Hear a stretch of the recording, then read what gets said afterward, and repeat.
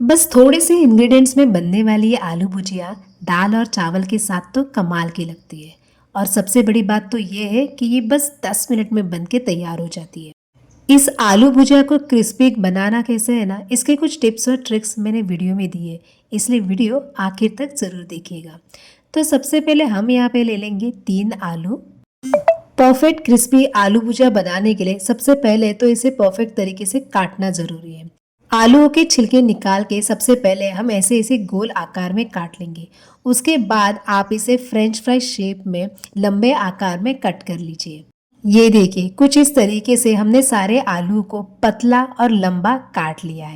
जितना पतला आप कट करोगे ना, भुजिया उतनी ज़्यादा क्रिस्पी बन के तैयार होगी।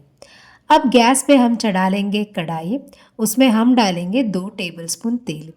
तेल जैसे गर्म हो जाए, आप उसमें आधा छोटी चम्मच राई डाल दीजिएगा। राई के चटकते ही हम डालेंगे आधा छोटी चम्मच जीरा। 3 से 4 लहसुन की कलियों को बारीक काट कर हम इसमें डाल देंगे। गैस को स्लो रखिएगा वरना लहसुन जल जाएगा। 2 सूखी लाल मिर्च आप इसमें डाल दीजिए। 3 से 4 हरी मिर्च को बारीक चॉप करके आप तड़के में ऐड कर दीजिए। अब इन सारे चीज़ों को कुछ सेकंड्स के लिए हम अच्छे से फ्राई कर लेंगे। जैसे तड़के में से अरोमा आने लगे, सारे कटे हुए आलूओं को आप तड़के में डाल दीजिए।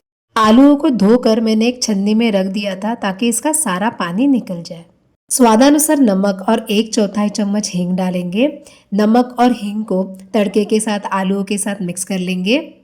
नमक और हींग डालने के बाद 1 मिनट के लिए मैंने आलूओं को हाई फ्लेम पे तेल में फ्राई कर लिया है।